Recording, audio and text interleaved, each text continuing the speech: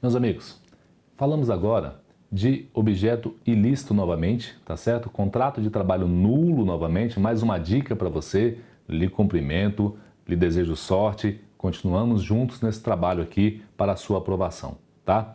O que nós teremos agora é uma situação de ilicitude de contrato nulo, mas não pelo objeto, e sim pela forma, pela substância do ato, que vem a ser a vinculação com a administração pública. A vinculação com a administração pública, todos sabemos, tem que ser previamente aprovada em concurso público, ou cargo em comissão, ou função de confiança, mas eu não quero tratar disso, estou falando da regra do concurso público, tá certo? Várias situações nos levam à questão do concurso público, à questão de vinculação ilícita com o serviço público, tá? Por exemplo, você é estagiário.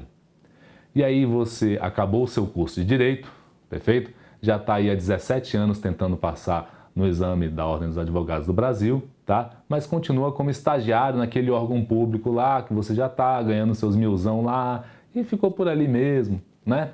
E aí você, um belo dia, tenta pedir o vínculo empregatício. Óbvio que não dá certo.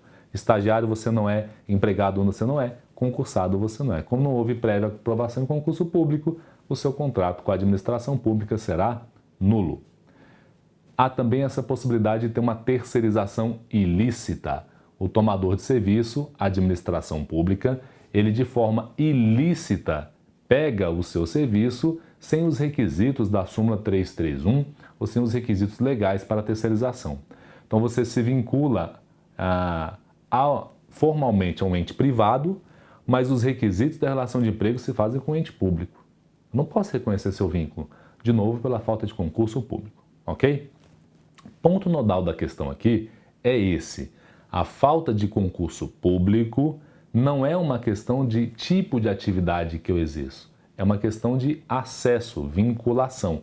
Essa falta de concurso público torna o meu contrato nulo, porque eu tenho duas coisas a pesar aqui, ó. Eu tenho o direito individual do trabalhador de receber as suas parcelas e a regra geral de democracia de acesso ao serviço público. A democracia no acesso ao serviço público, ela é um valor mais caro do que os seus direitos trabalhistas, aquele FGTS, 13º seu. Portanto, o interesse individual sucumbe ao interesse coletivo, tá certo? Por isso a jurisprudência do TST, quando fala de contrato nulo por falta de concurso público, ela te dá apenas duas coisas: salário pelas horas efetivamente trabalhadas, respeitado o salário mínimo se não tiver outro tipo de pactuação, tá legal? E o FGTS que você teria direito. Então preste atenção, quando o objeto é ilícito, nenhum direito. Quando a nulidade decorre de falta de concurso público, você tem direito a salário e FGTS. Confere a súmula 363 comigo, vai lá. Súmula 363. A contratação de servidor público, após a Constituição Federal de 88, sem prévia aprovação em concurso, encontra óbice no artigo 37, inciso 2º e parágrafo 2º, somente lhe conferindo direito ao pagamento da contraprestação pactuada em relação ao número de horas trabalhadas, respeitado o valor da hora do salário mínimo e dos valores referentes ao FIGETS, ao FGTS. Tudo bem? Beleza? Agora volta comigo. Há um outro probleminha agora, tá certo? Que decorre da OJ, se não me engano, 383, que eu já trato contigo. Esta eu ainda não vi em prova, tá certo? Esta eu ainda não vi caindo, mas ela é vamos por assim dizer, uma contra-regra desta regra geral de que só é devido o salário e FGTS, tá? O que diz esta OJ 383? É um contexto de terceirização. Vamos supor, por exemplo, que um banco público contrate um caixa. Na verdade, ele contratou uma empresa que era para fornecer um funcionário daquele, não é este banco, mas o posso ajudar, sabe? Aquele cara que fica ali no caixa eletrônico é atividade meio, pode terceirizar perfeitamente. Então, o banco XPTO contratou a empresa Delta, que mandou o seu João para lá. Aí o seu João começou naquele posto ajudar, viu a senha, tal, fica ali no caixa eletrônico, até que em um momento o banco gosta do trabalho dele e traz o sujeito para dentro da porta. E ele fica lá de trás do balcão e começa, com a senha emprestada de alguém, a fazer compensação bancária. Com a senha emprestada de alguém, a fazer movimentações bancárias, tudo a pedido do banco.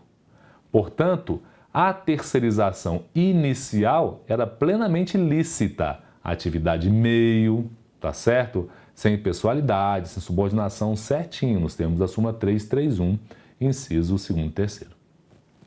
Só que aí ao longo o banco desvia a finalidade e aquele empregado que era formalmente atividade meio passa a exercer atividade finalística. E ao exercer esta atividade finalística, a terceirização se torna ilícita. O que nós falamos ainda há pouco?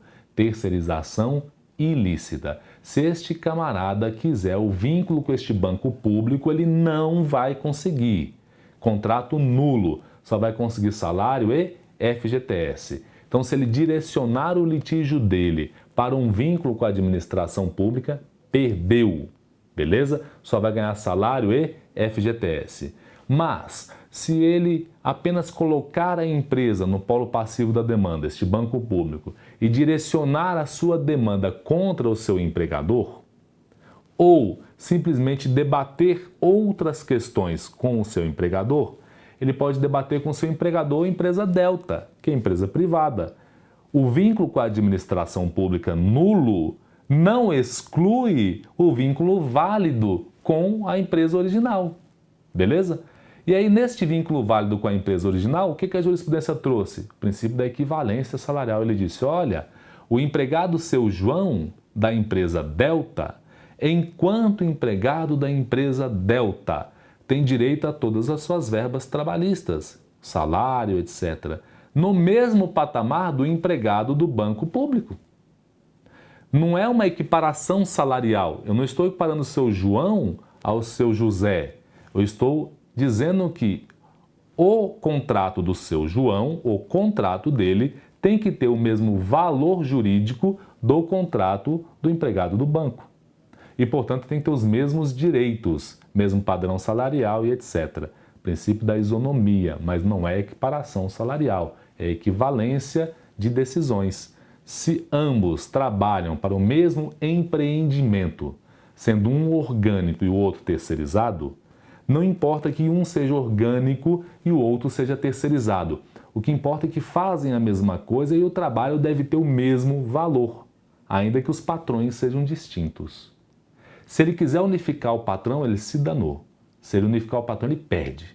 Se ele não unificar o patrão, contrato, ainda que seja nulo, lhe dá direito aí às questões de equivalência salarial e demais direitos. Confere para mim, vai lá. Terceirização, empregados de empresa prestadora de serviço da tomadora e da tomadora. A contratação irregular de trabalhador mediante empresa interposta não gera vínculo empregatício com ente da administração, ok? Se a súmula 331, inciso 1º, dá contrato nulo, como eu te falei. Mas isso não afasta, pelo princípio da isonomia, o direito dos empregados terceirizados às mesmas verbas trabalhistas legais e normativas asseguradas àqueles contratados pelo tomador de serviço, desde que presente a igualdade de funções. Aplicação do artigo 12A da Lei 6.019, tá? Olha para mim. Cuidado que isso na prova dá uma má construção. Se ele estiver falando só salário e FGTS, você tem que identificar se o texto que ele trouxe é o da súmula 363 ou se o texto que ele trouxe é o da OJ 386, beleza? Eu ainda não vi a OJ 386 em exame preparatório para a ordem, tá legal? Então, veja, discutindo equivalência, macete, artigo 12, a linha A. Se aparecer artigo 12, a linha A, é a OJ 386. Se falar só de salário e FGTS, aí eu estou falando da súmula 363, ok? Então, essa é a nossa avaliação em relação à nulidade do contrato e à administração pública. Um grande abraço, até a próxima.